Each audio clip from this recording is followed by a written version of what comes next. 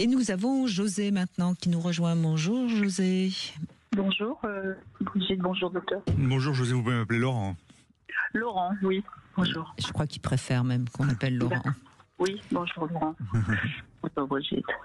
Merci de réagir. Vous avez été addict au cannabis, hein, c'est ça pendant... Oui, à la suite, oui, j'ai été addict au cannabis pendant 7 ans. Oui, ça va encore. Et vous avez été marié à quelqu'un qui était addict au sexe, hein, c'est ça? Voilà, oui, auparavant, oui. Mais qui était violent en même temps. Voilà, il associait la sexualité à la violence. Et ça m'a détruite.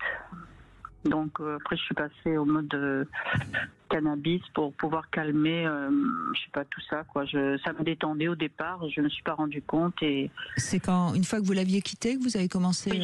Oui. Voilà. Bah, vous étiez certainement très mal, hein, à la fois de la violence que vous aviez subie, plus le fait de vous retrouver seul. Oui. Et vous aviez pris en charge ce traumatisme? Comment le prendre en charge? Il était en moi, il était sur moi, sur mes épaules, et il fallait que... je connaissais une communauté de hippies qui m'ont fait fumer du cannabis, et j'ai dit, mon Dieu, mais on devrait utiliser ça partout, dans les hôpitaux psychiatriques, est-ce que c'est bien, ça détend, ça fait du bien. Au début, ça fait du bien. Mais après, je suis tombée dans une maladie. On plane au début, oui. Oui.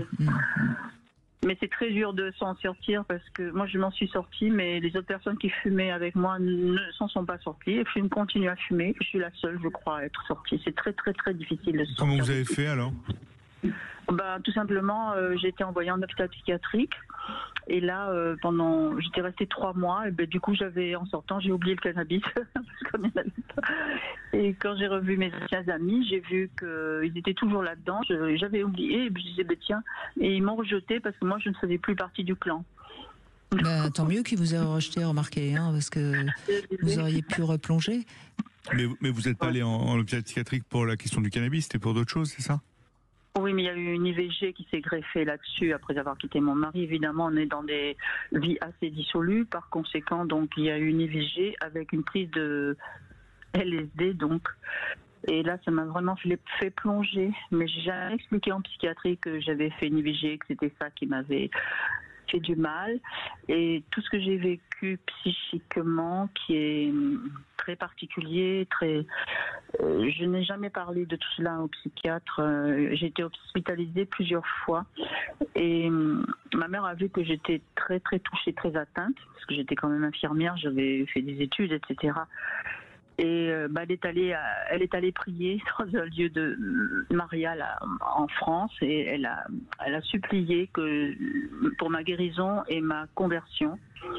Et c'est advenu par la suite, et je dis ouf, parce que vraiment c'est ahurissant, parce que j'ai été détectée schizophrène, après psychotique, ils ont dit, et puis bipolaire, et vraiment j'ai eu des années difficiles. Et au final, vous êtes toujours suivi par un psychiatre alors? Non, c'est fini. Non, c'est fini. Oui. Vous allez mieux? Je vais bien. Super. Je vais bien. Super. Bravo, parce que vous êtes revenu de loin, comme on dit. Hein. Oui, de loin, oui.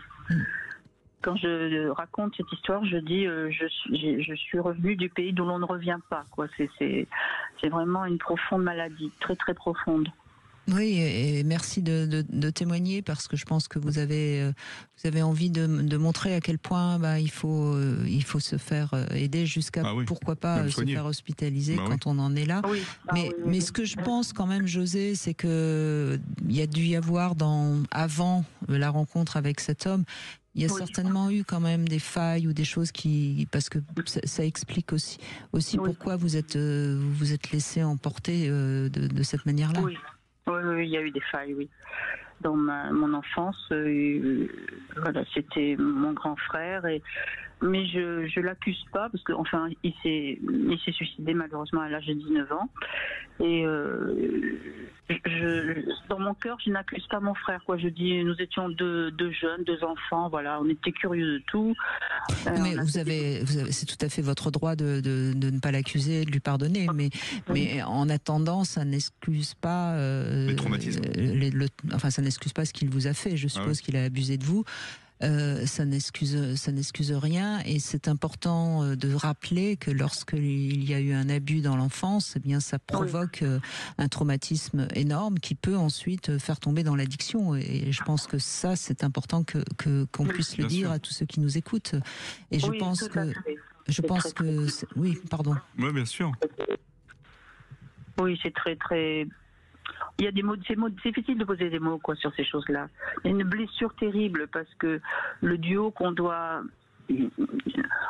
mari et femme, le mariage, les épousailles, ou si on veut des enfants, créer une famille, même si c'est difficile, on a quelque chose de cassé en soi, de brisé. Quand vous sentez sale, vous avez des relations, c'est comme vous l'avez avec un homme, vous l'avez des autres relations avec un homme. C'est comme si vous cherchiez quelque chose que vous avez perdu, et c'est comme taper à des portes, enfin c'est comme se cogner à des portes, c'est difficile tout ça, c'est difficile. Et vous avez été aidé un peu par un thérapeute, quelqu'un où vous avez réussi grâce peut-être à la foi, je ne sais pas. Oui, la foi m'a aidé. Oh, c'est un long cheminement. Comment vous expliquer? Beaucoup de choses m'ont aidé. L'art, oui. La philosophie, lire des livres, se sortir de soi. Ça aide à penser, ça aide à se penser, hein, la philosophie, la lecture, vous lisez des choses qui tout d'un coup résonnent en vous, et ça vous donne une piste et du sens. Hein. Ouais. Oui, aussi arrêter de fumer, la découverte de son corps, de marcher quand on peut pas courir, puis marcher plus vite, arriver à courir, même j'avais 33 ans et je me mettais à revivre en fait, et aussi l'amitié d'un chien, la guérison, un chien peut vous guérir, un animal peut l'amour d'un chien, c'est pas moi qui vais vous dire le contraire, hein, José. Donc vous avez mis en place plein de choses. Oui, voilà. Et un suivi par des psychothérapeutes? Non, j'ai pas eu de ça, il n'y en avait pas. C'était pas. Non, il y avait on créait on faisait de la peinture sur soi, on faisait Mais c'était alors dans les années 70, hein, c'est ça? Oui, après c'est 80, oui, par là, 75, 80, okay. 80, 90, par là. Oui, c'était bien hein, quand même, parce on avait un lieu très très très beau dans la campagne.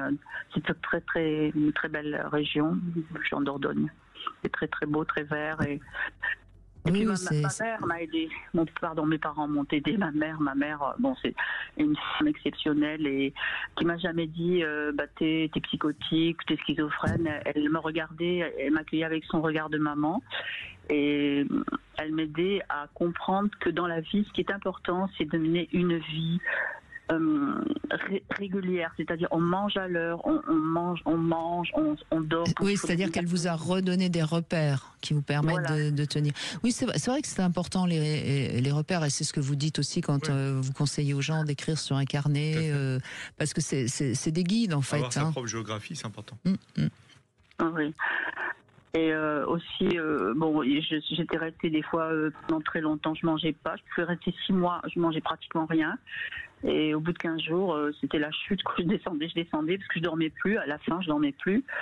Et puis j'arrivais à l'hôpital, mais je disais pas, j'étais, comment ça s'appelle quand on ne mange pas anorexique. Jamais je parlais de ça. Je me confiais pas en fait. Voilà, j'arrivais maigre comme tout à l'hôpital. Et puis on me refaisait manger. Je me disais mais qu'est-ce que c'est bien de manger un repas complet. Après je me sens revivre, je redeviens forte, mais j'étais plus capable de rien quoi. J'étais détruite sûrement intérieurement. En tout cas, vous aviez perdu le sens de la vie et le goût de vivre. Oui. C'est ce qui a certainement d'ailleurs fait dire que vous étiez psychotique, hein, il me semble. Enfin, moi, je parle avec un psychiatre. Non, mais c'est possible, c'est possible. À l'époque, c'est possible. Oui, parce que mais ce qui est étonnant, c'est que ces diagnostics soient posés et qu'il n'y ait plus de traitement et rien derrière. C'est ça qui est étonnant. Oui, mais c'est-à-dire que... Parce qu'à un moment donné, j'ai un psychiatre pendant 15 ans qui m'a suivi, puis à un moment donné, il voulait me faire l'ordonnance, et puis je lui ai dit, écoutez docteur, ce n'est pas la peine que vous marquiez, parce que ça fait un moment que je ne prends plus vos médicaments. Et il me dit, mais madame, quel est votre secret? Je lui ai dit, mon secret, c'est le secret de ma mère. de prendre soin de soi, d'essayer d'avoir une vie équilibrée. Et puis j'ai dit, ma mère faisait du blé germé. Elle faisait germer du blé et c'était très très bien comme traitement. On ne le sait pas, mais le blé germé contient à peu près toutes les vitamines B. D'accord. Bon, et ben voilà. Mais ce qui est important quand même, je le dis, hein, Brigitte, c'est si on a un diagnostic de schizophrénie ou de trouble bipolaire, il y a des traitements médicamenteux qu'il faut prendre et un suivi de psychothérapie qu'il faut faire. Bien sûr, bien sûr. Il y a les médicaments et puis il y a la thérapie, et c'est toujours les deux qui sont importants. Mais bon, José visiblement merci José, en tout cas pour votre témoignage.